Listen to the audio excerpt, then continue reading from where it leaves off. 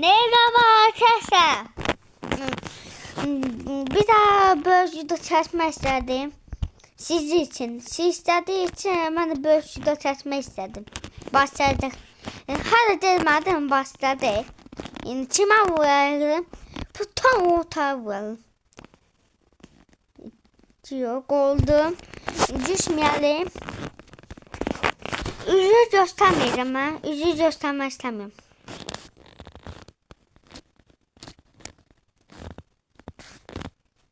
Ne onu? Düşme de. Neyse de düştük. Hadi.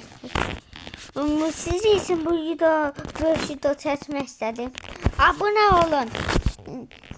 Abone olun. Video durduruyoruz ama abone olun.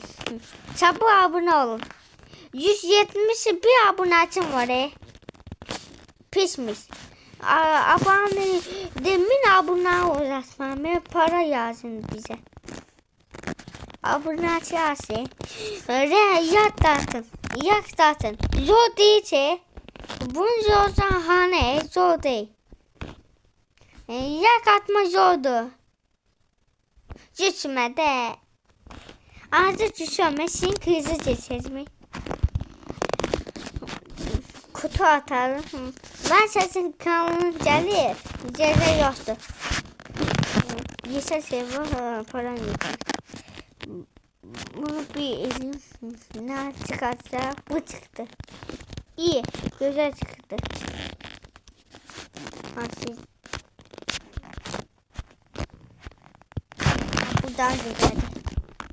Şimdi belli. Yeni böyle bu çıktı. Bu ne dediği bilmem.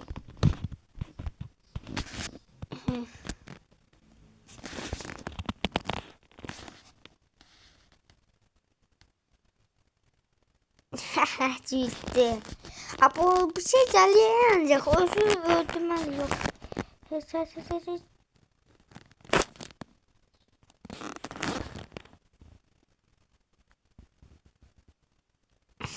Vuramadı.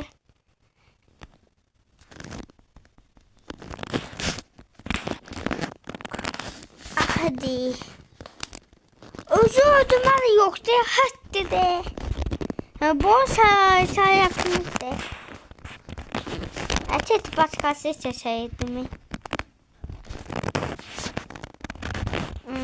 Özür dilerim. Başkası seçecektim.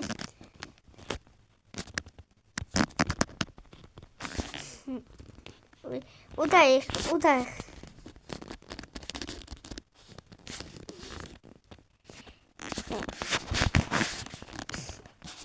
Bu şimdi çağırıyor. Bu videoyu kapatın. Özür dilerim. Değil bitmeyi.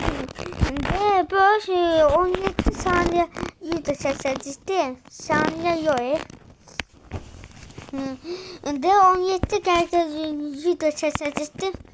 Çekemedim. Anne çağırma.